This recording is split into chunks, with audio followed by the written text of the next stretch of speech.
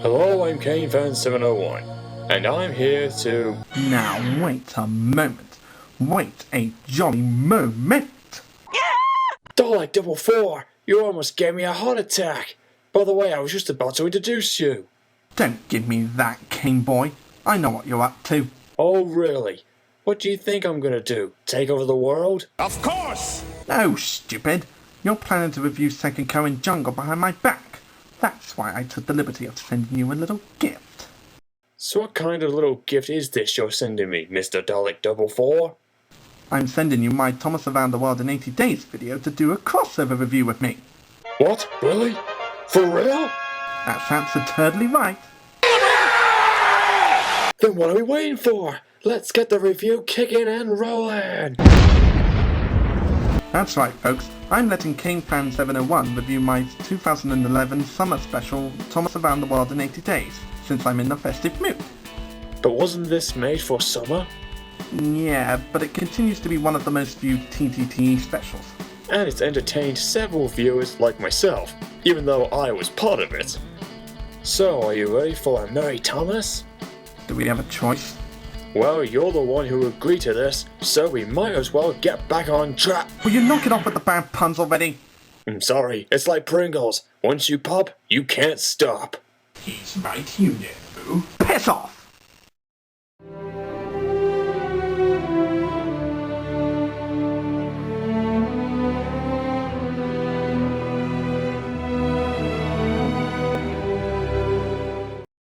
Thomas Around the World in 80 Days opens up when all the engines are in the sheds on a cold night finding it hard to sleep.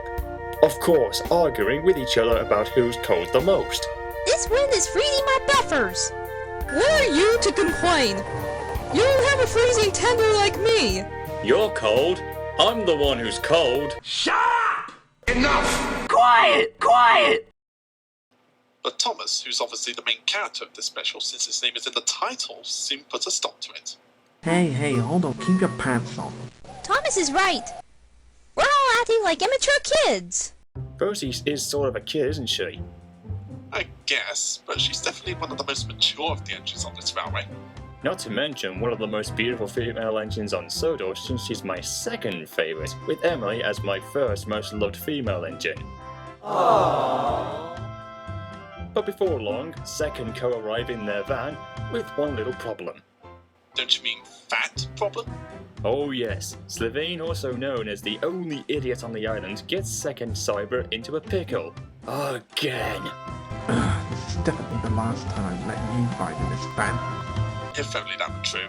Since we're asking questions, has anyone seen Percy? Hey Dalek, where did these skeletons come from anyway? Oh, I bought them from a science teacher at a car boot sale last year. Cool. Very cool. To find a way for the engines to forget about the cold, Dalek tells them about a story.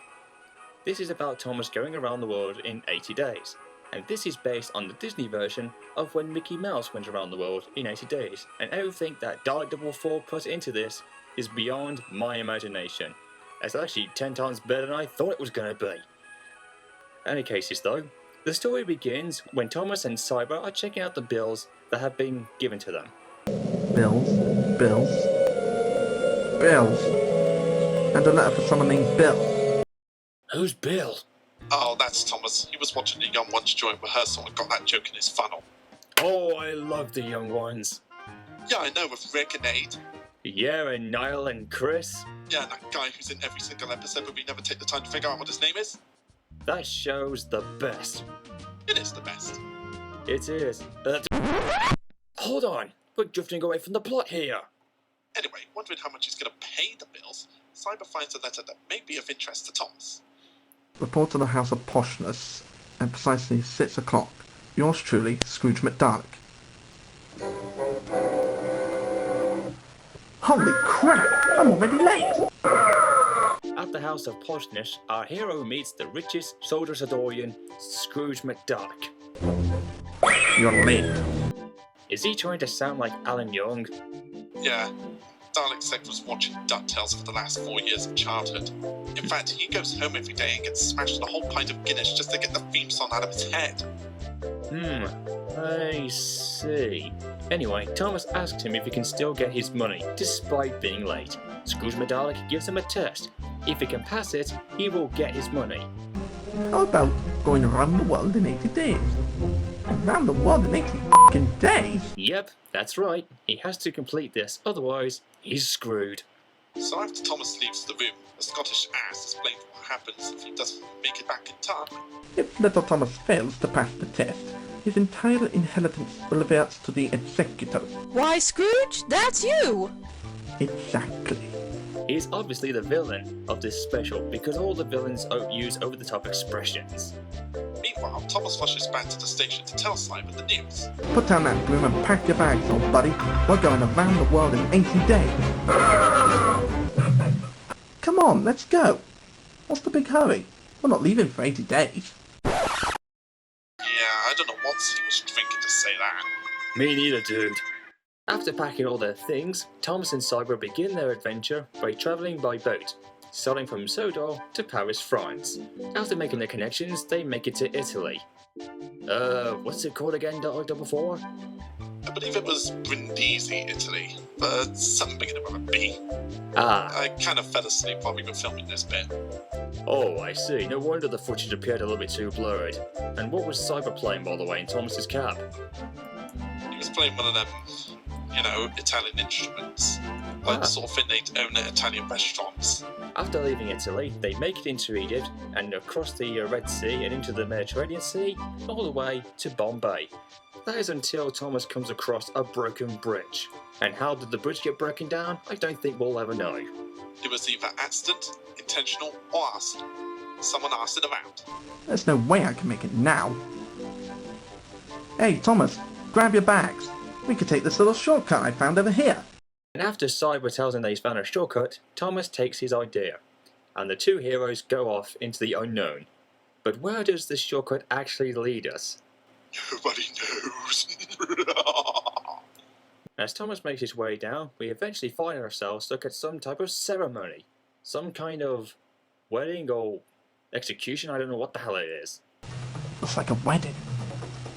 I thought it was a South Sea soiree. What the hell's that? You know, it's a bunch of cannibals who throw a party and eat anything. We're not even in the South Sea, you stupid boy. Oh, sorry, that's my geography teacher. He wasn't really up to grips with countries and all that. Oh, 30 Rock, please give him a career. As Thomas is about to leave, he's suddenly distracted by a female engine. And yes, it's actually Rosie, portraying as Minnie Mouse, as we all know.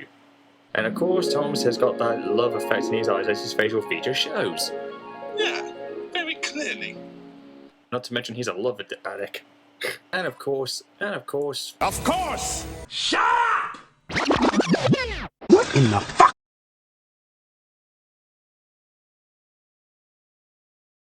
Rosie's been voiced by the lovely Emily Van 619.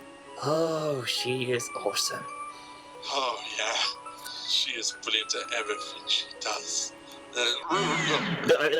What the hell? My God, we were just... What happened then, Dalek44? Did we just go into a different time zone? Maybe. I think I was having one of my sick fantasy moments again. After Thomas sneaks off, he decides to go and rescue Princess Rosie. That is her official name in the story as it goes. But there's one thing though that does trouble me. When the two run off, how come Diesel and the trucks aren't chasing them? Well, I guess the trucks were too lazy, and Diesel was too distracted by the check we were waving in front of him. You see, he didn't actually want to be in this special. He was just forced into it by the check. I bet he didn't take that very well. No, he did not. But on the upside, he did get a check for £1 million. But what he doesn't know is the check is actually a fake. Meanwhile, back over on the other side of the world, Scrooge McDalek is not too pleased about the fact that Thomas has reached Bombay. So he decides to go on one of his evil schemes. As we all know, that's what many villains try and do. Especially the rich ones.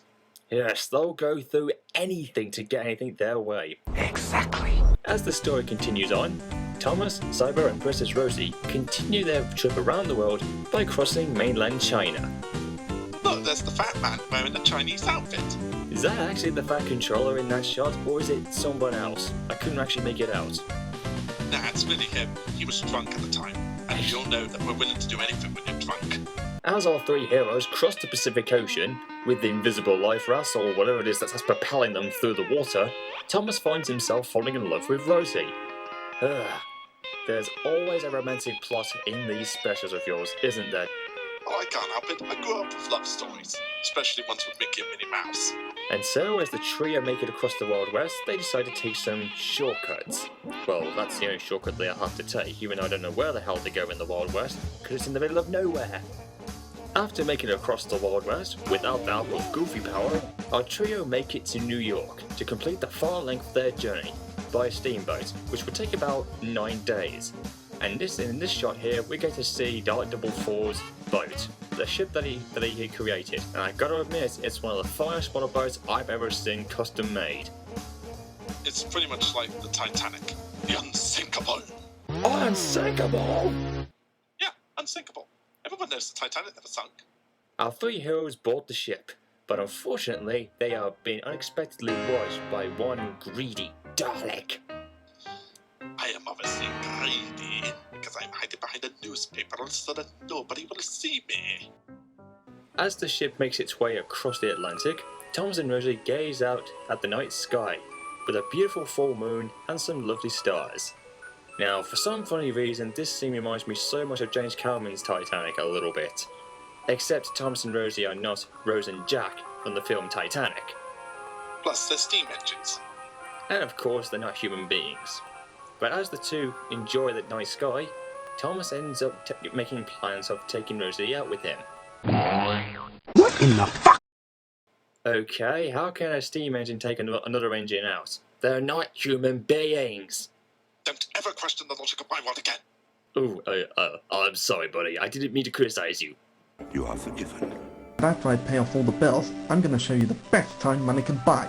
We'll have a fancy dinner and take in a show, and maybe even go dancing. It sounds so romantic.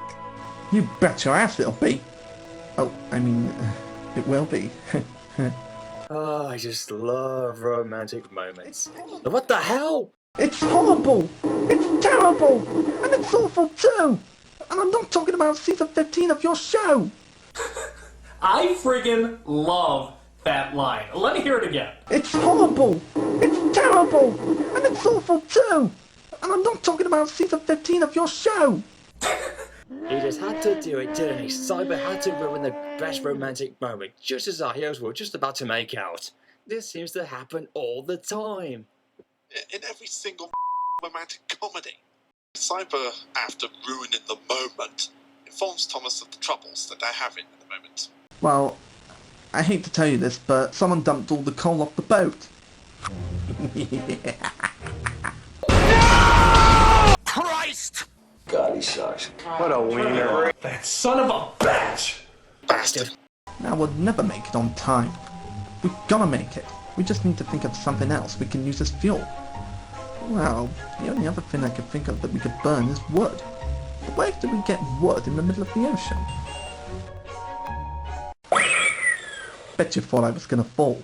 After sorting out this idea, Thomas throws in everything that Cyber throws to him, such as a wooden chair, skeleton bones, other objects, and even a stack of dynamite. Whoa! Wait a bloody minute! A stack of dynamite?! Yeah, I had to do something funny there to fill up the comedy time in. Well, I don't think a stack of dynamite would have done the trick, Dad. They could have been blown up to smithereens. But my faded's full of skywriting through the roof. Hey, judging by these binoculars, it can't be much further. We're gonna make it!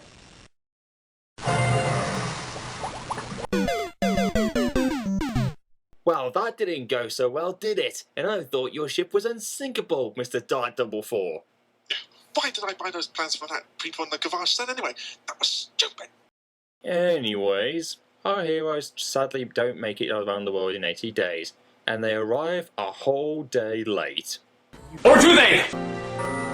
But, do you hear bells? I do. And so do I! And I hear a really good sound effect. Why are church bells ringing on a Monday? Unless... Can it be? We gained one whole day when we crossed the ocean line. That means it's one day earlier than we thought. I bet you Scrooge McDuck isn't going to be too happy about this. Well, let's take a look and find out, shall we? 5, 4, 3, 2. Well, I've been around the world in 80 days. Oh, Thomas beat you at your own game, Scrooge McDuck. You're screwed. Yeah, whoa! And your face! And so, as the story comes to an end, Thomas and Rosie end up getting married, and they live happily ever after as all the other engines celebrate their marriage, including Cyber drinking a bottle of red wine. Well, what's a good wedding reception without a bottle of wine? I don't know, but it's quite cool though, I have to admit. And of course, Scrooge McDuck is still pissed off while watching along with Emily and also Dalek44 watching alongside them. And that's how the story ends. And all of the engines in the sheds praise Dalek for telling them such a fantastic story. But wait, there's more. So as Cyber and Sec argue into the night about which show stole the idea from who, all the engines go to sleep in their sheds. Except for Thomas and Rosie, of course, who enjoy a midnight snog. Ah yes, romance surrounds those two little tank engines. Yeah, just like Mickey Mouse and Minnie Mouse. Well, it was you who based the characters of the two of them, didn't you? Oh yeah. Well, that just wraps up this review. Dalek44, it has been a huge pleasure working with you on this project. This review has been a blast for me, and I can't wait to do more in the future with you. And I hope to do more with you too, Kanefan701. Oh, by the way, buddy. Yeah. Sparkle, sparkle, sparkle! Fuck yeah, sparkle, sparkle, sparkle! Whoa, yeah, you're right, man! Sparkle, sparkle, man! Sparkle, sparkle, sparkle! That's some shit! Yes.